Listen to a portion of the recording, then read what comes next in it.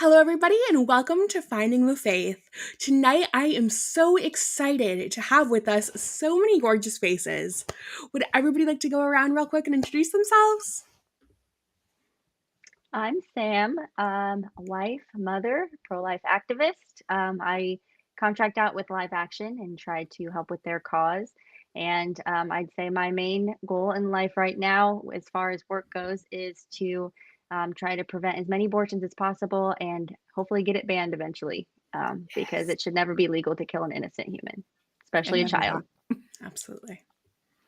That's awesome. I'm Katy. I am the president of Them Before Us.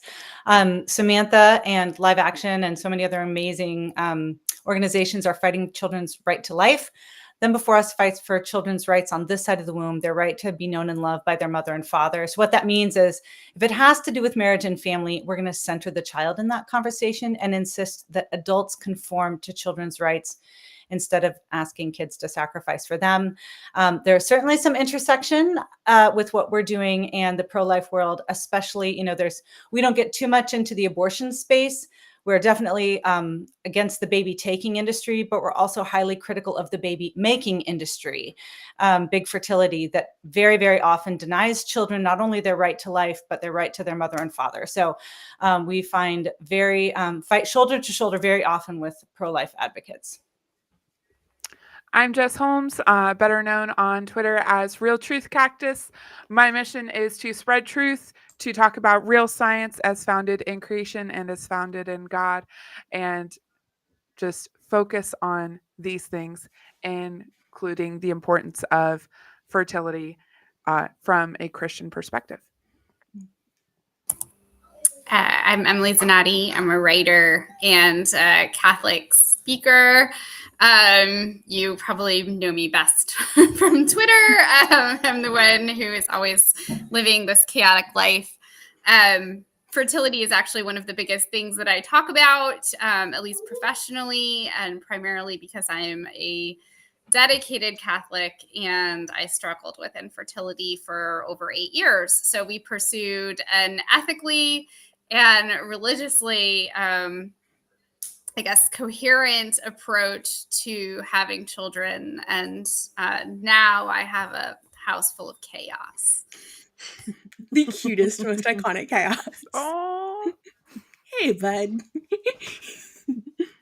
How you doing? It's inevitable. If there's not children interrupting this, I'm sure there'll be a chicken loose somewhere in our house. It's just the way it is. It's how we live. I love it. I love it. Your children are such a joy, and I'm happy to be blessed with them. And I am Frida Donnelly, host of Finding the Faith, every Tuesday at 7 p.m. Eastern, where we explore what matters. So let's get into it. Just so you know, everybody's amazing, wonderful things that they do is linked in the description below, so make sure that you check them out. So the first question, I think the very solid, entry point into this discussion is, what is IVF? I'm going to cede the ground to the Catholics.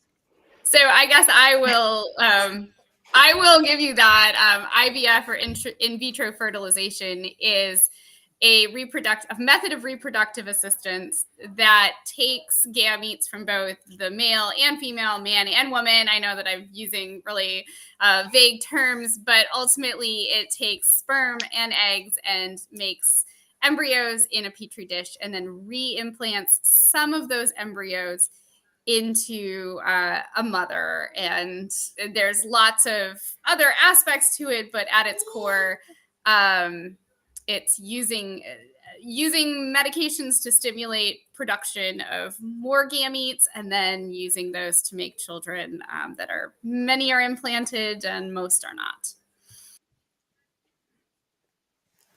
I think that's a really solid starting off point. Does anybody have anything else they want to add? I'm glad she answered first. I was going to say child trafficking, but I mean, both are true, right? Yeah. The $1 billion commodification of the human body in order to fulfill a selfish need. Yeah. Yeah. Low-key eugenics as well. Does Yeah, somebody have like that they're the same picture meme? Right. I should get a Yeah. button for that. But good answer. I mean, that explains it way better. So good answer. Hey, Maggie. Your kids are so cute. More kids on the calls, please. Yes. Yes. All the babies. She's my favorite little icon. Oh, The best way to describe her is iconic because I don't. I can't compete. I can't compete. I mean, when you're raised by an icon, I'm pretty sure. Like, I don't have scientific proof of this, anecdotal evidence, but I'm pretty sure that means that like It's you just become her and icon. Pikachu just taking Yeah. stage, man. It's best on Mendeleev's genetics, right? Right. I'm gonna Oh, yeah. pretend I know what that means. So we already kind of got into the what is the scientific process behind the IVF, but does anybody else want to add to that? I mean, if you really want to know, I could go into it for like a long time. This was one of the things my husband and I talked about for a long time before we decided on the path that we did, just so we were fully informed and we knew what it was and we basically knew what we were saying no to. It is basically a 6-step process, right? So actually, the first part that most people don't realize is the woman is going to take medication to suppress her natural menstrual cycle. These can include drugs like Lupron or Centrotide. These are all gonadotropin releasing hormones that suppress the pituitary gland's follicle stimulating hormone and luteinizing hormones that are binding to the GRH receptor. So that it's basically suppressing all of your hormones so the doctors can have a really tight control over when you ovulate. And then once they have that tight control, they can give you a whole nother drug to induce ovulation and wait until the follicles are a particular size to induce it and give you more hormones to take. So really, they are just pumping your body full of tons and tons of drugs until it's time to actually go in and collect the eggs, which because there are children present, I am not going to describe the process in much detail, but just let's say it involves needles going in particular places. That does not sound like fun. And using a suction device, and it's like, ew. Yeah. So there's that part. And then once they get that from you and they get the sperm from the husband, which they call a donor, which is like talk about dehumanizing language. Yeah. But in any case, they basically put them in a petri dish that is filled with all of this liquid that keeps it at the appropriate pH and keeps it stable. So they can hopefully fertilize lots of embryos. And then the goal is to implant the best 1 to 2 embryos back into the woman when she is ready, and also had been pumped through more hormones so she is more receptive to that acceptance, and the idea is the embryos will implant. And then what happens after to the rest of the embryos that were fertilized and not considered to be the best, I think is all of our primary concern here. The number one thing that happens is they are defrosted and discarded, aka child murder. There is what is referred to as compassionate transfer, which is when the eggs or the embryos are implanted at a non-ideal time in the hopes that the woman will have a miscarriage. And then I think the third option is they're just frozen indefinitely and souls remain forever on ice. Yeah, in terms of what to do with those surplus embryos, the American Society for Reproductive Medicine offers 4 options. One is you can continue to freeze them for future use. The second one is you can thaw and discard. The third one is you can donate to research. And the ironic thing is you take these little lives and you donate them to scientists who will experiment on them until day 14 or maybe more, because we don't really know because nobody's really keeping track of this. There's no general mechanism to ensure that you're not developing children farther than that. But 14 days has kind of been the acceptable amount of time amongst international scientists to experiment on young children, young humans. And most of the time, these treatments are done in the name of improving fertility treatments. So you're destroying little lives in the name of making better little lives in the future. And then, of course, they'll say, oh, you can also donate those children to another family, as if it's a purse or a car or something like that, another item that's unwanted that you want to donate to somebody else. So the horrible thing is that even before you get to the point of freezing those surplus embryos, you go through a process of grading and screening and selecting those embryos. So let's say that you do extract 20 eggs, you fertilize them, 15 of them take, 7 of them didn't make the grade. They're subpar, so those are discarded right away.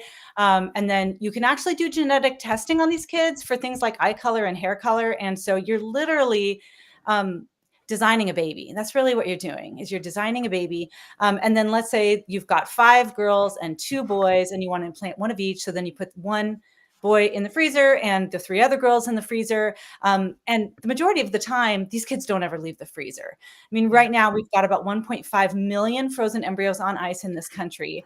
According to some doctors, 20 to 40% have been functionally abandoned. So nobody's paying their storage fee. They cannot reach the doctor, the parents, the commissioning adults. Who knows if they're really the biological parents? And so what we have is really a huge humanitarian crisis on our hands. And this was kind of forced into the public consciousness when a month ago, the Alabama Supreme Court recognized that the wrongful death of a few of these frozen souls could actually be categorized as a wrongful death claim, as if these embryos were full human children, because they are full human children. And it absolutely sent the fertility world into a panic, because, you had clinics and hospitals in Alabama saying, we can't do business. We cannot do IVF here if you're going to determine that these are humans from the moment of conception. And unfortunately, you had this ridiculous overcorrection on the part of Republicans who are like, wait a second, we need to protect IVF, without them saying, wait a second, why is it that if we define life as beginning at conception, IVF clinics are going to shutter in Alabama? Ask that question. And the answer is because designing, discarding, degrading, destroying little lives is foundational to the IVF business model and IVF processes. And ever since Dobbs was handed down, we have had fertility clinic doctors saying the quiet part out loud. They are saying, my ability to bring new life into this world is predicated on the fact that I am going to be able to select and grade and discard and, in many cases, selectively reduce, that is, abort children that, where too many take, or they twin, unexpectedly, or whatever it is. Destroying little lives is foundational to the unexpectedly. It's hard to understate, like you said, business model. It is really hard to understate what this is as a business model. It really is a profit-seeking venture at the expense and dehumanization of women and children. So we talk a lot about the children's side of this because these are abandoned lives, 1.5 million abandoned lives, at the mercy of this industry. And that is really what it is. So ultimately, my husband and I pursued what are considered licit treatments within the Catholic Church. So you cannot do IVF, you cannot do IUI, which is intrauterine insemination. That's colloquially known as the turkey baster method, right? But what you can do is you can go to a NAPRO or a natural reproductive specialist. And they will monitor you every single day of your cycle. So you go in on the first day, you get a blood test and a transvaginal ultrasound. You go in on the third day, you do the same thing. You go in on the 5th day, and so on and so on. And then you do take those follicle stimulating hormones alongside that so that they can monitor the development of your eggs. And then when it comes time to release, they do give you the same trigger shot that they often give to women doing IVF. And the reason behind that is to make sure that every single egg that you've created is now going to be released and has an equal shot at being a baby. And Emily, don't they also actually treat and diagnose and resolve underlying fertility issues. Like a lot of times the This is- fertility doctors, they just skip right over. They're not They looking at skip low right sperm over it. count or endometriosis. They just go, oh, struggling to get pregnant, IVF. We started, I mean, I went to an IVF doctor. I went to several doctors before, and all of them were like, oh, the answer is IVF. And I was like, no, actually, something is wrong with my body. My body hurts. I was having these really intense pain. I would be on the floor missing works, just in excruciating pain. And they'll have you believe that's normal, which makes me have you believe so that's normal. angry. And the other thing they do is prescribe you birth control, because you wouldn't want to miss out on that wonderful time of the month if you couldn't. Like, as if birth control is this amazing pan to all female problems, which is an extremely sexist approach, by the way, is to think like you have to suppress your fertility in order to control your health, which is insane. But NAPRO technology is centered, and natural family planning, NFP, is all centered on figuring out what is actually wrong. So I had endometriosis, and ultimately I had an investigative surgery that showed that my ovaries were attached to each other. They separated them, and I got this one and his brother. And then 6 months later, we spent 8 years doing that. And then 6 months later, we thought we would never have more kids, and we were like, "Whoa, oops, we're pregnant again!" And that's my daughter. You know, I've also heard of a lot of the underlying problem. Yeah, I've heard a lot of people, even when they do IVF, and then later they have an oops baby, and it always is weird to me. I don't know what it was a decent percentage, not the majority, but like a decent percentage where it's like, you know, I don't know how long people on average wait before they start the IVF process. So maybe it is just a timing thing versus like an infertility thing, but that's interesting. About the fertility system. We don't know very much about the reproductive system. And a lot of this is because we really weren't allowed to talk about women's issues. Well, apparently we're still not. I was going to say, don't. And now we still don't. The birth control thing for the weekend. I'm writing a piece for the National Catholic Register about this. Like, we're not allowed to say that there are problems that birth control and IVF can't fix. And we've created this industry that goes straight from birth control to IVF, and we never talk about what's inside. The reality is that pregnancy and the pregnancy hormones and the stem cells that you get from a baby that's growing inside you can fix you. Yeah. And they can have this incredible impact on your body, and they can make changes to you.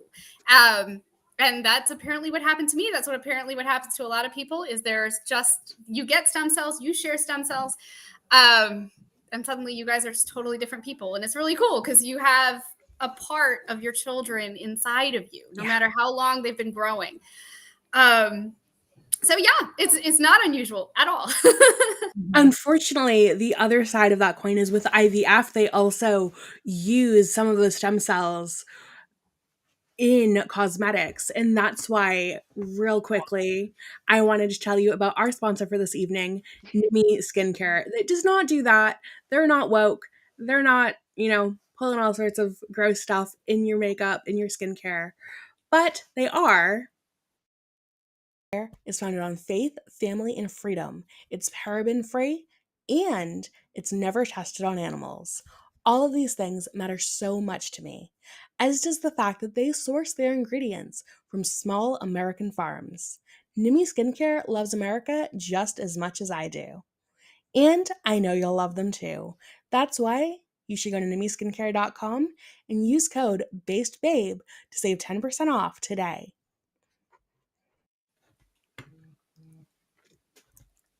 And so that is, the other side of the issue as well, because it is such a potent business structure. I did want to acknowledge that we got a Rumble rant.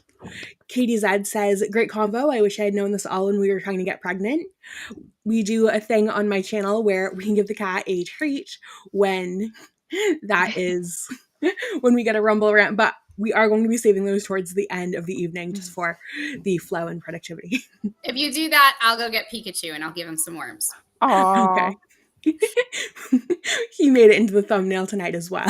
He's so cute. Em sent me a picture, and then I felt so bad because like she sent it to me when I was on my way to Chick-fil-A, and I'm like, Kyle's like, you're eating its cousin. I'm like, you're so mean to me. I eat. I will order food into my office. The brooder pen is in my office, so I eat chicken in front of chicken all the time. It's really awkward, but you have to do that. Oh. Yes, please do share all this info with everyone in the chat. So one of the questions that came in is, if IVF was done one embryo at a time and no child was killed in the IVF process, would that change our moral approach to it?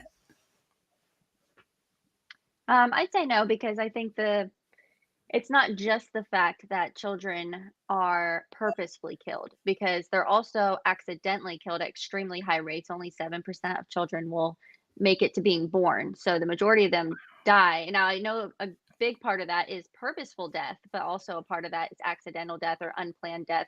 And so it's just extremely risky. I mean, that's an understatement. It's not a safe procedure to put a child through.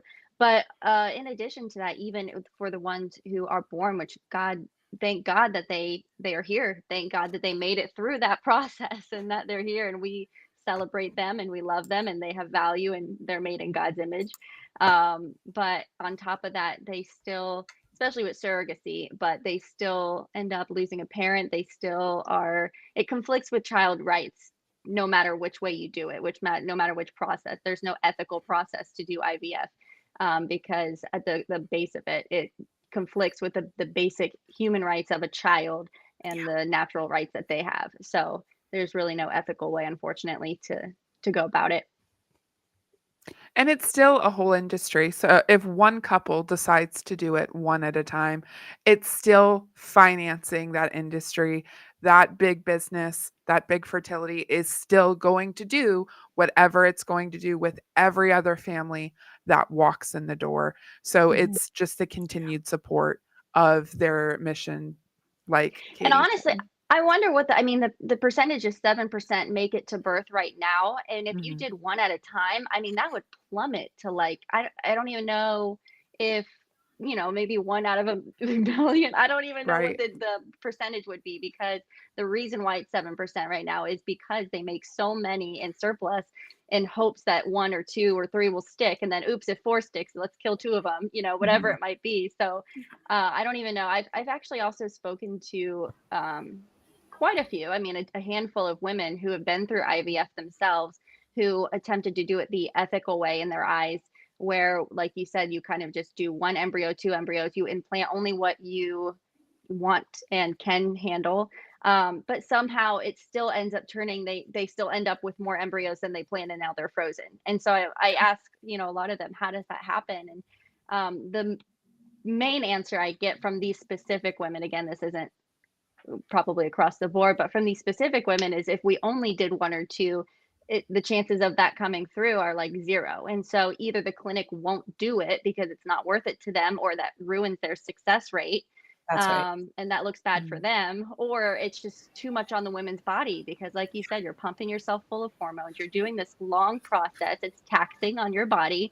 And so to do it with the chance of being so minute that a baby will be born from this process, it's not even worth it to most people. So I think I just don't think that could happen. I don't think we would ever get to a point of like only creating how many kids you can handle. Like I think if we got rid of the idea of frozen embryos, the whole industry would fall. So yeah. And on top of it too, it would be so very costly. Right. Yeah, I have spoken up on this topic to hundreds and hundreds of people. I'm probably thousands at this point. This question always comes up because generally I'm speaking to audiences that are more conservative, more religious, and they're like, but isn't there a way for us to do this without violating the rights of children? And I'm like, okay, what that means is you only create the number of embryos you're prepared to immediately implant. So nothing is frozen. There's no screening, right? There's no grading. You put the embryo in regardless of whether or not it looks like you're going to have a severely disabled child. And then you do that every single time, you do that $15,000 to $20,000 every single time you want to go through an implantation process. And the reality is, it's cost prohibitive. Nobody's got that kind of money. I don't know why I'm getting a thumbs up. I was going to give it a shot. And no egg donor, no sperm donor. Right. Like if you're honoring their natural rights, then it has to be the mom and the dad. Yeah. And if they're having issues in the first place, then like usually it comes down to like, oh, I need to borrow someone else's egg, someone else, and it's like, oh, you mean someone else's child. And you still have that commodification, so that still there's that still technology. You're asking science to stop itself for God, and we know notoriously they don't really like doing that. You're asking them to have some ethics about this and to say, you know, that and you still have all of these processes. The babies are still created in a sterile environment. And if you get too many, there's still this thing called selective reduction, which occurs in a number of these instances where people get pregnant with they have 4 embryos implanted, they all take, and then suddenly they don't want quadruplets. So they abort 2 out of 4, or they abort 3 out of 4.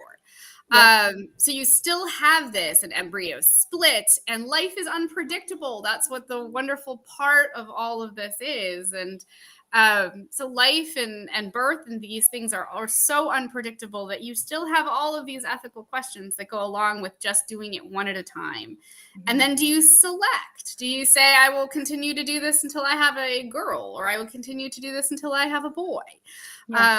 In which case you're participating in sort of the very industry that you say you're stepping back from. And it always boils down to them still being property. You know, they're still bought and sold, and you're still buying your baby. And so it's, you know, again, another ethical question. So even if you try to get the most moral approach to IVF, there's no way around all of these immoralities that come along with it inherently. And so there's no ethical process for it, unfortunately.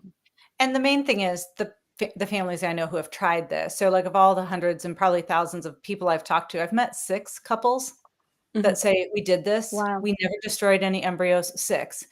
And 5 of them said, we fought our doctor. They did not want us to do it that way. We had to put our foot down over and over and over and over and over for what you just said, Samantha. It actually tanks their success rate. They have to report, you know, they compete in terms of who's got the highest implantation rates, live birth rates, and all of that.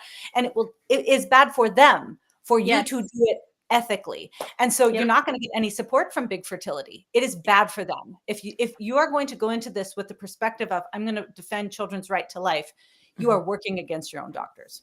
Yeah. And it also the eugenics of it, where it's like, you know, even if you want to implant every child, regardless of what test comes back, if they might have Down syndrome, if they might have a deformity, some parents do want to do that. And a lot of the clinics will fight them tooth and nail because that looks bad, where it's like, oh, we have a certain percentage of children being born with Down syndrome. Do you want to come use our clinic? Like a lot of people are like, well, there's probably something wrong with the clinic, where it's like, or maybe there's something wrong with the process, you know, right now. Yeah.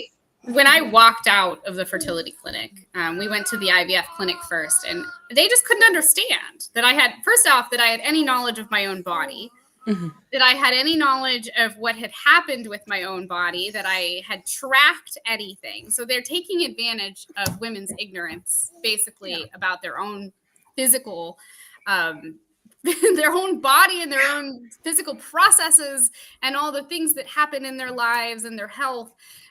They were just shocked and couldn't understand why I was talking about ovulation, and I was talking about progesterone, and I was talking about all these things. But when I walked out, they were like, well, good luck. That's a terrible idea. And I was like, it's actually not a terrible idea. I'm not owed children by the universe. God doesn't owe me a kid just because I got married. I will end up in the right place at the right time with the right child, or one that I might leave at the end of the driveway later. It's just, you know, she has fans in the chat, which I'm living for. She has more fans than I do, just generally speaking, and she knows it. But at any rate, like ultimately, you're not owed a kid, so you have to kind of approach it like, I got to save my soul too, and I've got to save these kids' souls, and I don't want to put children living beings through this kind of commodification process ultimately. And that's not to say there aren't children who don't still need help out there. Mhm. There are thousands, possibly millions of children in the foster care system. If you incorporate all of the nations of the world, there are children who need a loving mother and father. You don't have to use science to genetically make you one. Yeah. That's kind of the big litmus test that we use at Them Before Us is who's doing the hard thing here? Yeah. Who's doing the hard thing? If adults are doing hard things on behalf of children, you get a thumbs up. There it is. Okay. But if you're forcing a child to do hard things for you, you get the thumbs down. I don't know if it's going to work. But that's the thing about adoption. It's adults doing hard things on behalf of children. And generally, reproductive technologies is forcing children to do hard things on behalf of adults. So, like if in a just society, we are forcing the weak to sacrifice for the strong, that's just across the board an injustice. And so we found that's a really helpful litmus test when you're trying to think about how permissible it is to make a certain choice or a certain arrangement. You've got to ask yourself, is the kid doing hard things for me or am I doing hard things for them? That's kind of going to give you the right answer in every situation. That's such a solid question. And kind of circling back a little bit to the, fighting with the doctors aspect of things, even just when I was getting off birth control this past year, I was like, talking to the medical staff. I was like, so do I come back here, when I'm ready, when it's time? And they're like, no, we don't do that here. If you want to end that, we can help you. But other than that, you should go see someone else. And I remember, that really ugly, super minimalistic art, being in a building, downtown that I didn't want to be in because I was like, okay, it's way too, #girl boss in here. It was, so uncomfortable. And I'm like, okay. Because it was just, the first opening because I was, with a lot of the birth control talk, with the work that you do, Emily, and, the work that, some of our other people do, it's, yeah. And even in that moment, I could barely take it. So I cannot imagine, going through and fighting with your doctors at every step of the way when you're dealing with far more hormones than I was because of everything. Yeah. And I'm already crazy without them. So if you add those on top of it, I was very lucky. I had a saint. My doctor has since passed away, which is really sad because I feel like he could have, hopefully he's trained many more that will go out into the world and he's watching over all of us. But he was very understanding and wonderful and went from the beginning to the end all the way through. And his office didn't prescribe birth control unless you really made them. They couldn't legally in Illinois. They couldn't just tell you no, but they didn't end pregnancies. They didn't do any of that. So it's a really blessing to find somebody who does stuff like that in a practice that isn't, this last time around, I had to deal with Vanderbilt Hospital, which is a lovely place and they saved my life. But, you're dealing with a very, I had remains. I had an ectopic pregnancy that ruptured. And Vanderbilt was just very much like, well, do you want them buried in the ground? Do you want them sent to a research lab? I would just really like them back, please. So even in a situation like that, you deal with sort of this cold nature. And I get it. They deal with a lot of terrible things all day long. But women's health there's a real opening for someone who wants to start practices that are pro-life, that are female affirming, that are looking for answers, rather than, like I said, this sort of birth control to IVF pipeline that exists in our women's health industry. Even when I was pregnant, I thought that I would escape the whole big pro-abortion just industry with the, all because I hired midwives and I was going to do a home birth and I was so excited because I was like, oh, they have to be pro-life, right? Because they're not in the big hospitals and it's like, nope. I still remember I signed up, we went to their first appointment. It was great. Everything. They were wonderful people. I leave. And then I just had this little itch of I'm curious. And so I look one of them up on Facebook and then I start going through all of their Facebooks and all of them are just all, a ton of pro-abortion posts and make sure it's legal, do this. And me and my husband talked about it for weeks, and I was like, I don't, should we stay? Should we go? But I really wanted that home birth. And so I was like kind of torn, and I was like, and the hospital, of course it's going to be all pro-abortion. Like, people, they probably would feel the same way as the midwives. And so am I really going to be able to escape it? And so we came down to, if there was any hiccup, if there was anything where like our child might have an issue or something like that, we would, switch to somebody who's actively pro-life. So that way somebody who's fighting for our child, even if there's an issue. But if everything just kind of goes smooth, we'll go through with it. And then next time, do a little bit more research before we select a provider. And again, they were wonderful people in general, but like, that's obviously something that's very important to me, because I want to know if anything goes wrong. I don't want somebody who's going to be on the bedside saying like, so we have these options. And it's like, I know the options. I don't want the options. Yeah. There's a lot of pressure to do things like, like genetic testing. Like, oh, we should test you. Because I had to be transferred to maternal fetal medicine because I'm geriatric. That was exciting. So with Maggie, I was geriatric at the time. So, which is lovely. And they were like, well, do you want this genetic testing? You're an older individual. Your chances for Down syndrome are high. And I was like, the only reason I would want to know that is so that I could be prepared for when that baby is born. And they were like, it's because, like, whatever happens here is the result of you too. Yeah, bigger plan than me. And I'm not, I'm very much a hospital birth person, and they still got after me because I was still like, I would not do that. Actually, I would love to have a lovely child because they are my child. Yeah, for sure. Now, due to the marketing around IVF being potentially a woman's last hope of conception, what would you say to women who are looking to become mothers? I mean, I would say one of the first and foremost important things about motherhood and parenthood in general is putting your child first. And you have to think about that before you even have kids. And so when you think about this process and you think about kind of the dangerous procedures and process that they would have to endure, and the chances of them even surviving that, and if it's avoidable, you should be doing, avoid it for that child's sake ahead of time. So it's one of those things where it's a hard conversation. As a mom, you can completely relate to that need and that feeling of, I just want a child and I just want to love, a little version of me and my husband. But you can't put that desire ahead of what the child's going to experience and go through, and their well-being and their inherent rights. And so that has to be first and foremost. Yeah, that's it. It's just, part of being an adult is doing hard things. Certainly part of being a Christian adult is doing sacrificial things on behalf of others. And so if you're going into this with the mentality of they're going to sacrifice for me, some child is going to lose their right to life, or their right to their mother or father, or be brought into life through a process that is dehumanizing, or I'm participating in an industry.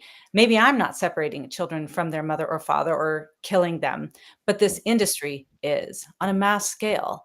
So you've really got to think about, who's doing the hard thing here. If it's you and you're going to resolve your longing to be a mother, somehow it has to be in a way where no kid is sacrificing for you, where you're sacrificing for them. Absolutely. You have to think about the reason behind why you want to be a mother. It's a hard thing to think about, because you get on social media and you see pregnancy announcements and whatever, and you feel really bad inside if you and your husband have been trying to conceive for a long time.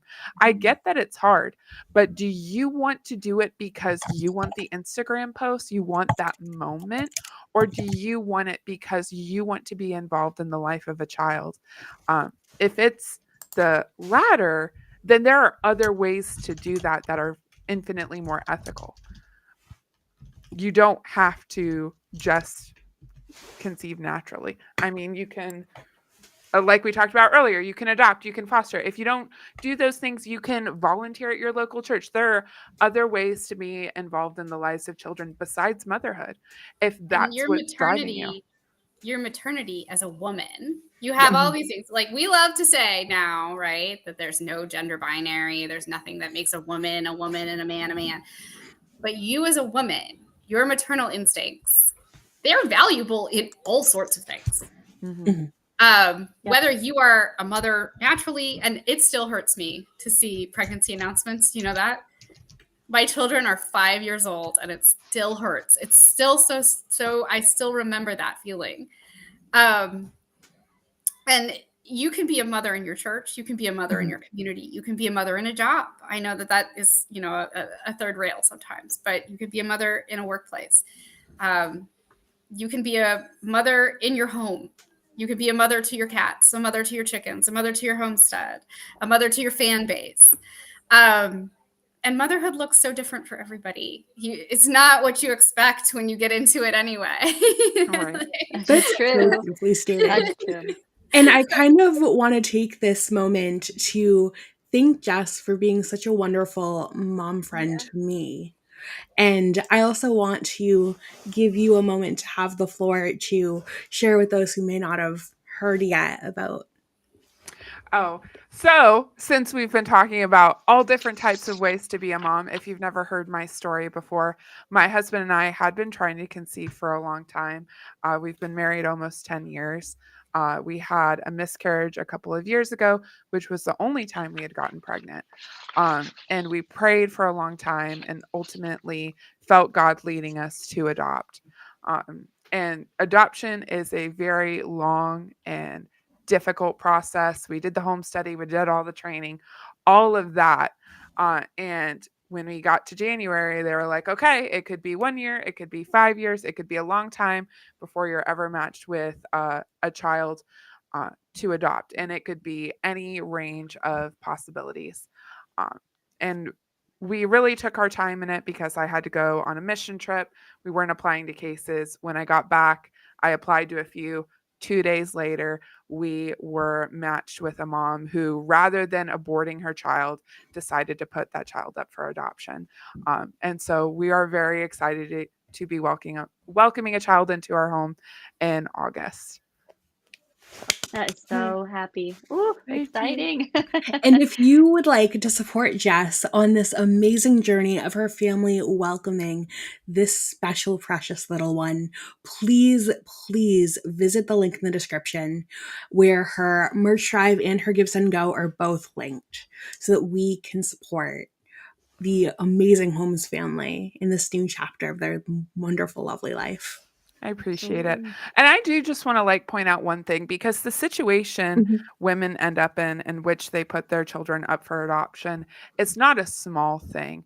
I can't imagine what life circumstances bring a woman to that point. I know it ranges across the board.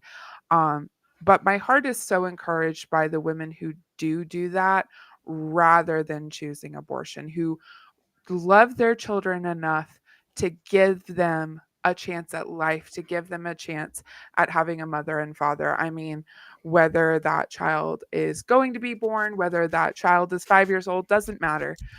As long as they are choosing what is best for their child, that is the most motherly act a woman could do, right? Even if that isn't always them in that moment. And I know that is such a hard thing. And so many, many prayers and accolades to the women who are out there doing that. Acknowledging that just shows that you're the exact type of person that should be adopting. You do see a lot of people who will adopt where it's like the key focus is themselves, and it's just like, well, I want a baby, so I'll get a baby, and they don't really consider the fact that there's a whole other side of it that is traumatic and difficult. And the beauty of adoption, which is so important and beautiful and wonderful, also has a flip side. And so we're not saying that shouldn't be the focus, that we should be focusing on the good side of it. But it's good to acknowledge the other side, where it's like, we will be praying for that mom, and we'll be praying for your child, and we'll be praying for your whole family as you guys prepare. But gosh, people like you, they're the type of people that industry needs, because you're the ones who are like you said, it's about doing it for the child, not doing it just because you want it. It's Yeah. about there's a baby out there who will need a home, and we would love to take care of that baby, you know? Right. Beautiful. I think of it as the union of two families where one family can't necessarily stand on its own. Two in a community make a better whole. That's 100%. That's yeah, that's beautiful. I think that it's going to be a really good thing, and boy, you are going to love that child. I'm so excited for you. Babies are the best. Children are the best. They just change your whole life, and all in the best ways. So congratulations. Thank you.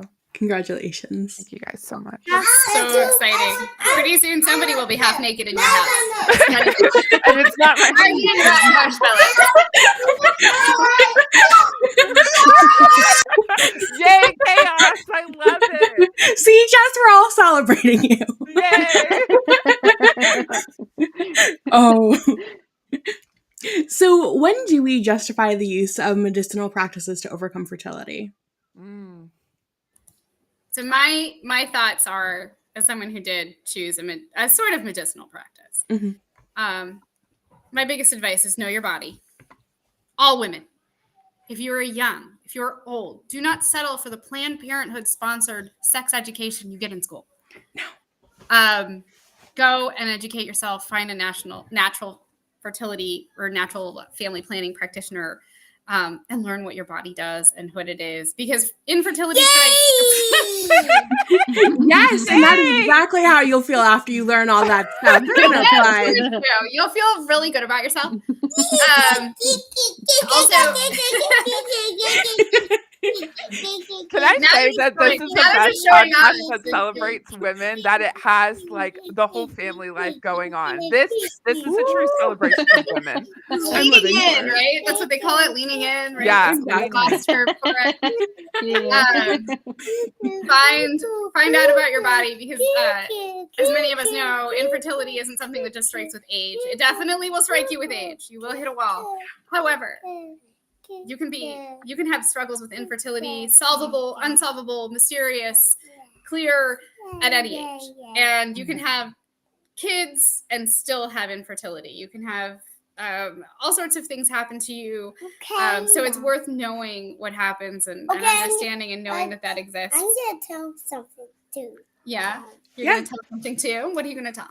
I love you, Mom. Oh, thank you. Oh, I'm going to cry. That's so cute. He really just wants the Lucky Charms marshmallows that aren't in the cereal. That's how it actually. You know, you do what you got to do. I got to do what I got to do to earn it, right? Apparently the chat's been going off. They're demanding the cat. Thank you so much, Katie, for the Rumble rant. Let me make sure that the crunch is acceptable. Oh, man. Is this an ASMR? Yeah, Kit Kat ASMR. Chat literally gets cranky if he doesn't crunch loud enough. I have to give him pep talks after the show. Gotta crunch louder next time, Jazzy. Oh. Oh.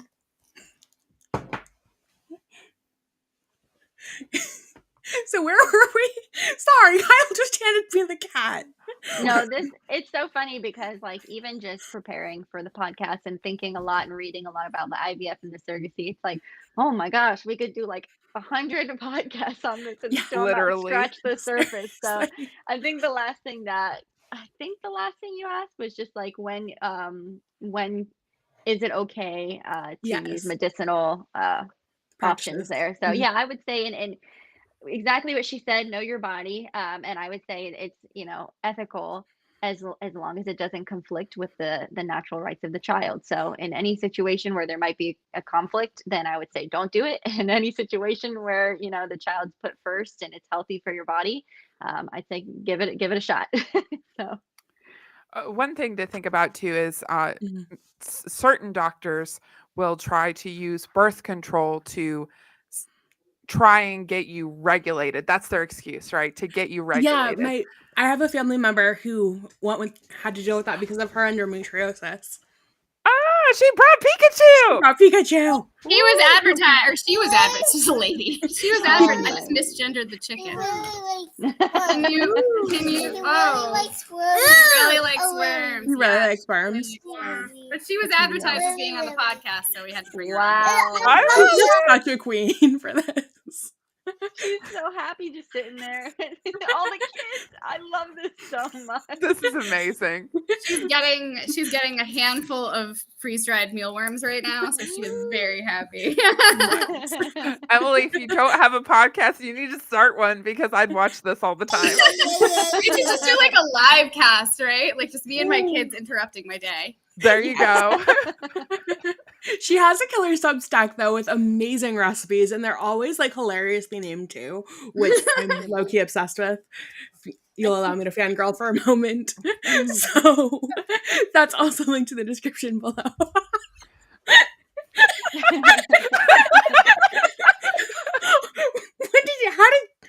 How did you get up there? Wow. I love how this is just like devolved into mad chaos. Into like a barnyard. Yeah. Uh-oh. Answered Sater with the $10 Rumble rant. What kind of dog is Pikachu? Can you get off my screen, please? I'm so sorry. I'll just saw Pikachu is a golden retriever I of was gonna chicken. say that. You can tell. Look at the color. So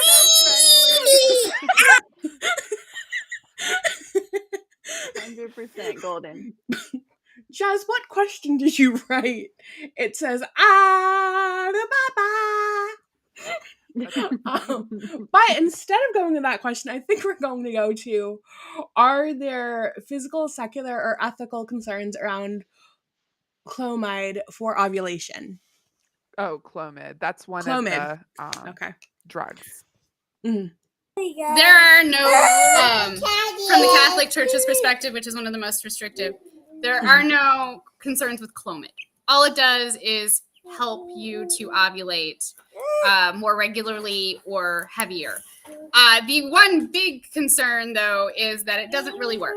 It's diminishing returns, and it's another one of those things that they will give you to just sort of satisfy you. You say, I am infertile and I don't want to do IVF, so they'll give you Clomid. Clomid has diminishing returns over the 6 months you can take. Oh my God. The 6 months you can take it. But there are no qualms. There's lots of Clomid babies. Sometimes it just helps you kind of regulate your cycle, but there are really ethical concerns over it. Yeah, I took Clomid for the 6 months, and that was at the very end of the 6 months. We had gotten pregnant and then lost it, but it did help regulate my cycles. But in the end, I couldn't be put back on it. Wasn't as useful as it could have been. Okay. Because I have a family member who had a Clomid baby. I'm trying not to say exactly how she's related to me because I don't want to, give away that. But she had asked me about that when she had found out I was doing this panel. So I love how you called her a question Clomid baby. She had a Sorry. Clomid baby. My kids are Follistim kids, which is like the same as it's like the more intense Clomid. So I don't feel bad. Stop that. Stop that. Stop it. Pikachu is all natural. Oh, are there emotional implications for women and couples undergoing IVF or surrogacy? Oh, where do I get started? That could be a book itself. Right? Yeah, I know. This is just like loaded questions. Spiritual, mental, emotional, physical, you name it. There's a ramification for it. Spiritually, lots of people love to tell you the babies are blessings. Why aren't I blessed with one? What did I do wrong? Emotionally, it is just hard. You think as a woman, you can get away from it all you want. We've talked a lot about feminism and things and what women are supposed to do and what they do now. But ultimately at your core, you just want to have a baby. Like you are hardwired. That is your evolutionary job. Pikachu. Yeah, your name is not Pikachu. So when that doesn't happen, it is devastating. Yeah. And that's why you end up with chickens. because you think you need more children. I do like your shirt. That's an awesome shirt. Does that go in my size? Can I borrow that? That's really cute. I like it. No. Okay. There was a point at which we had 4 pets in the house because you're right. Women just have this need to be nurturing. I mean, it's written in our genetic code. There's no way to escape it. And you want to know the interesting thing, the women who think they are escaping it, ask them if they're on birth control. Yeah. Yep. I'm actually working on a piece right now about birth control and about the whole wash PO scandal. Because goodness gracious. But there are so many side effects and doctors just don't want to listen to women. Because it's not about what the women want. It's about this humanist movement. I think Emily said it earlier, this birth control to IVF pipeline. It's about doctors having creation power. It's not about God having creative power. It's about humans playing the role of God. When you have a child, what that child looks like, what genetic disposition that child has, rather than letting God design it, humans are trying to take the creative power away. It's also viewing fertility as a curse and a disease. Pregnancy is a disease. What happens to women, and this is completely... Pikachu is not going to sit. It doesn't matter how many times you tell her to sit. I thought she was a golden retriever chicken. No. Ow! No. You okay? Anyway, there's this need to treat women's fertility as a disease. And we are constantly trying to get rid of it, control it, do whatever we can. And yet here we are. Still, we don't know anything about it. And still, we don't have any idea of what it takes to overcome it. We've given women nothing other than a birth control pill that just sends some people like me just over the top, like depressed, awful, apathy. It changes your whole body and your whole life. And we don't know the long-term ramifications because it's just the first generation sort of reaching geriatric age with birth control. And it's scary. It's like women are just experimented on. Yes, and of course they're coming after, anybody who says anything bad about birth control because it's a whole industry of itself, but the ties that it has to the abortion industry are just like, they just go hand in hand, and like the money that they make off of that. Like, again, you have Planned Parenthood, they're fully in the birth control industry in the sense that like they're handing it out. I don't know if you've heard Abby Johnson talk about this specifically, where the main birth control that they offer to women is the one that you have to take on time every single day, because they know that the rate of women who don't take it every day consistently is pretty high, which means they're going to have a customer in a few months because women think that they're doing fine and they're going to take it, but then they forget, but then they still go on and do what they do. And the pill was, I had my first scare. Yes, and then even with the IVF industry, it's like who's gonna take care of these babies when there's accidentally 4 that make it in the womb, and they need to go ahead and get it down to 2 or 3. Well, go ahead and call Planned Parenthood. They're there for you. They'll take care of that. So it's all tied together, and it's just it really is the root of evil, which is money. It's like it really comes down to that. They profit so much off of lying to women and keeping this information from them. I bet that we know so much about fertility. I bet there are people who know so much about it, but will we ever hear from them? No. It's all in media. Media is in Planned Parenthood's hand. Like, again, it's all tied And think together. about how they control you from Girl Scouts. Yep. Yes. Planned Parenthood is involved with Girl Scouts. They do the curriculum for your sex education. Yep. They're the ones who pass out the condoms on your college campus. They're the ones who give you the health care when you can't afford it. They're always there for some reason, but when it comes to what they make money on, it's not you having babies. Let's put it that way. Well, it's you having babies, but not actually going through with it. It's you creating the babies just so you can creating the babies, just not creating the babies. Yeah. It's horrible. It really is. I'm laughing about it, but it's not funny. It's one of those. If I don't laugh, I'll cry. Literally, it's like all the things that I know. It's like, oh my goodness, it goes so deep, and our society has to start speaking out. And I think, you know, in different ways we are. Again, birth control. I've seen a lot of posts, even years ago at this point, where they would open up the box of birth control and take out those like the papers, and it has like the ridiculous, you unfold it and it's like this big and this long, and it's all of the possible horrible things that can happen to your body if you're on birth control. Mhm. And someone's like, you know, taking a picture of it and saying, you know, this is crazy. Why are we putting this in our bodies?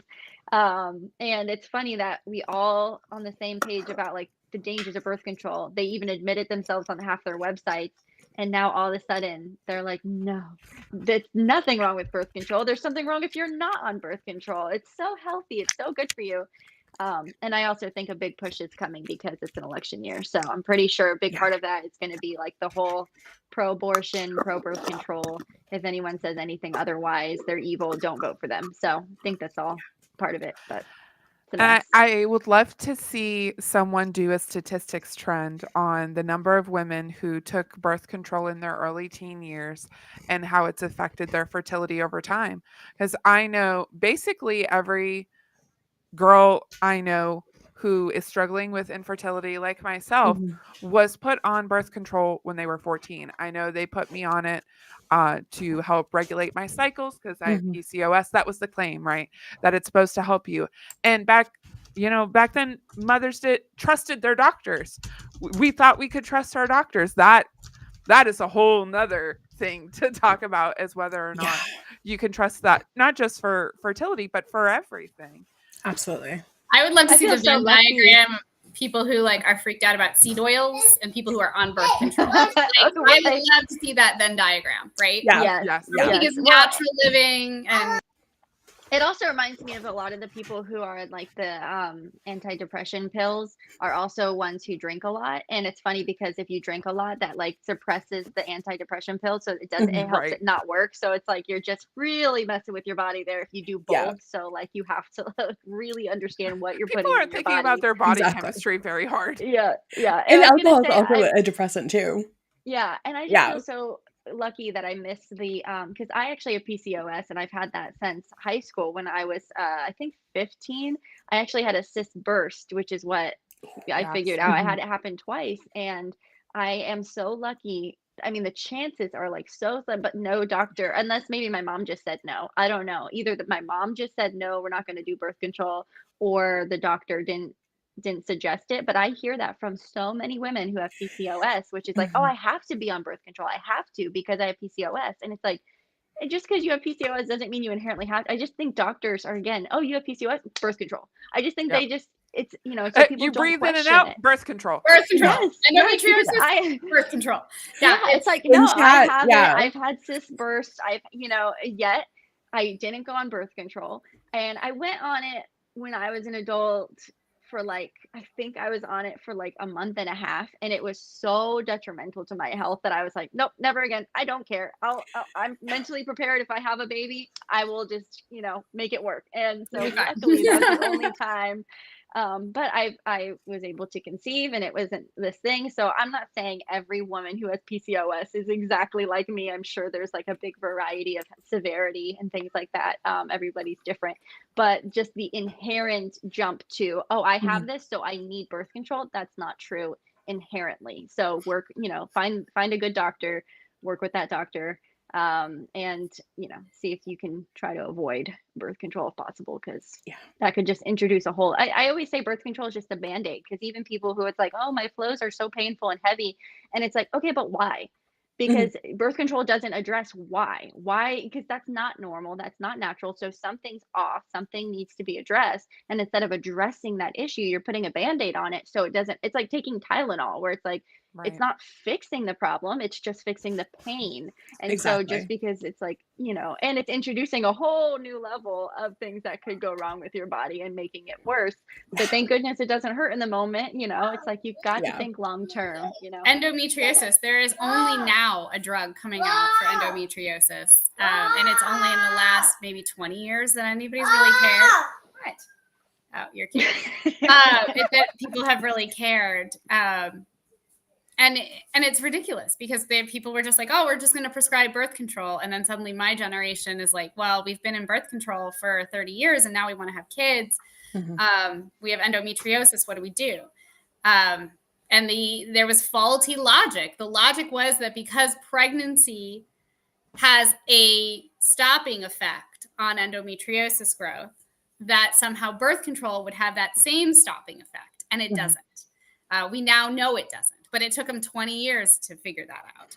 And how many people were injured in the process of that? And that's not on them. It's on you. And so that's the thing. It's so important for women, like you said, Emily. It's like you've got to know your body, because all these people who are giving you this advice, these doctors who say that they know what they're talking about, there has not been long-term tests on a lot of this stuff.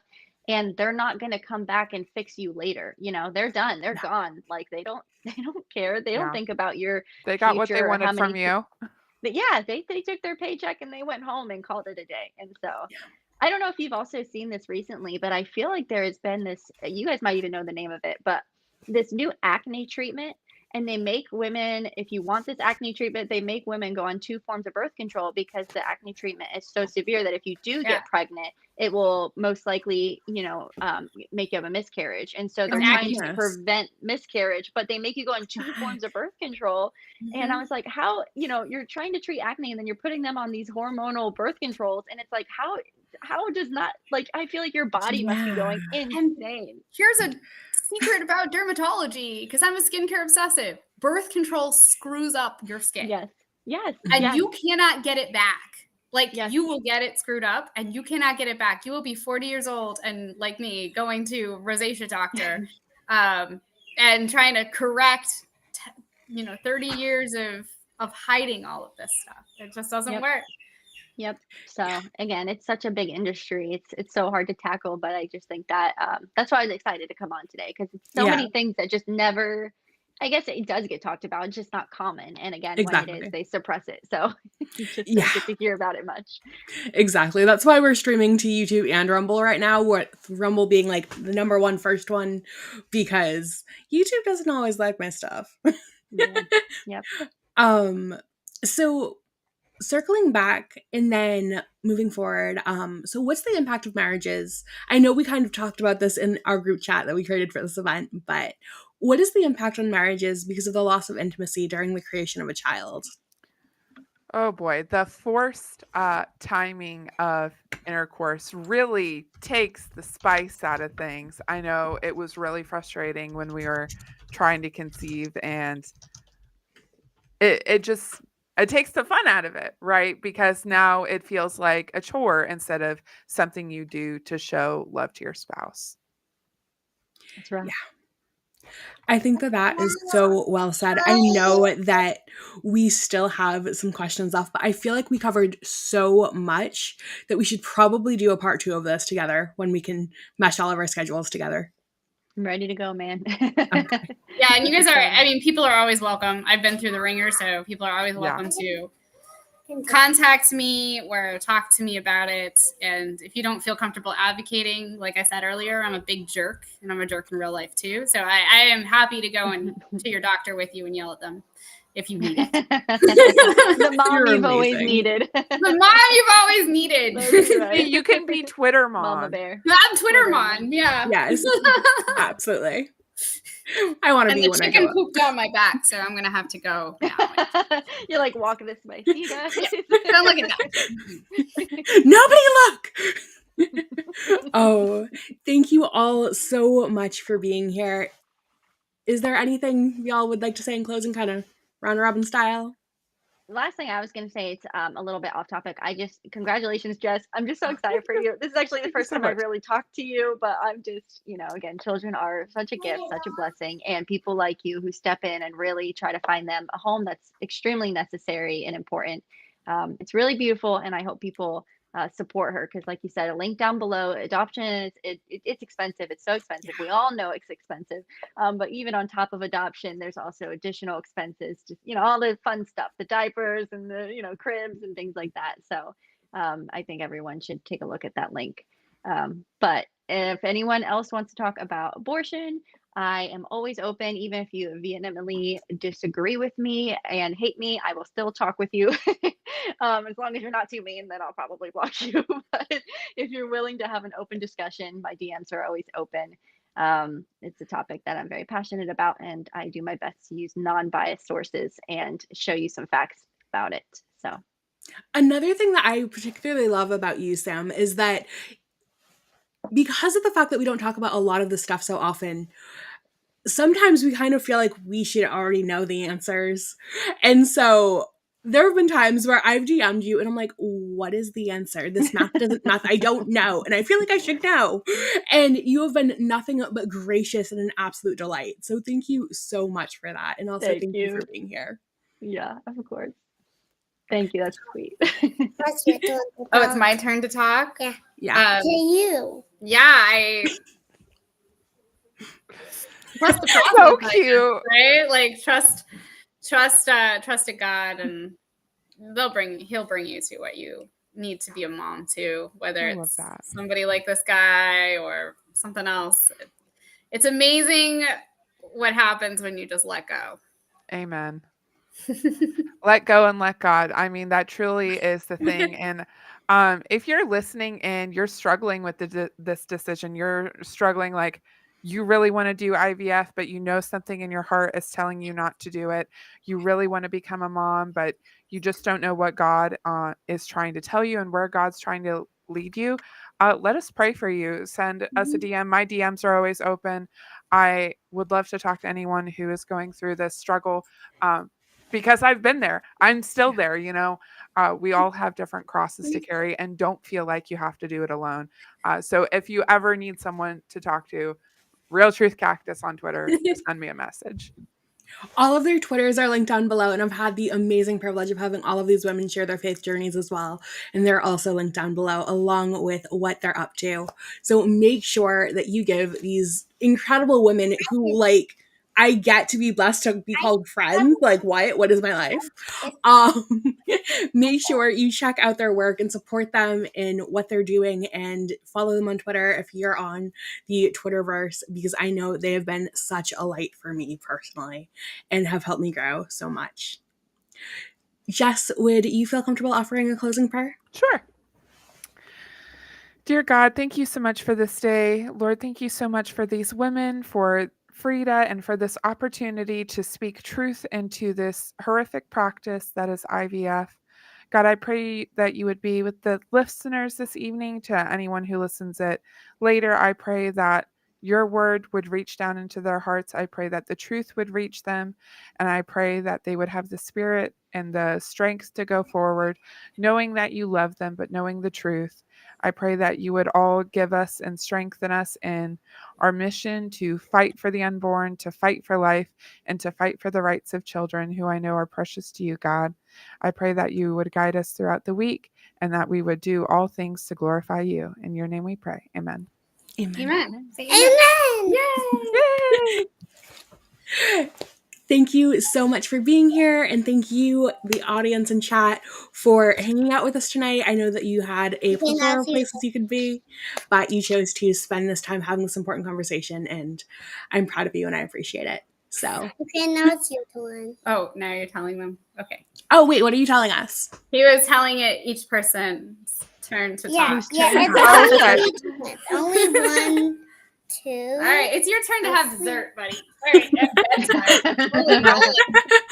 I'll need him to come back on next time so he can help me run the panel. Yeah, just make a panel of my children, it'll be fine. Yeah, That would be so can we do that? If you really want to, I can't guarantee what happens. It would be amazing and iconic. Oh, thank you all so much for being here. Stay based, stay blessed, and we will see you next Tuesday at 7 p.m. Eastern. See ya.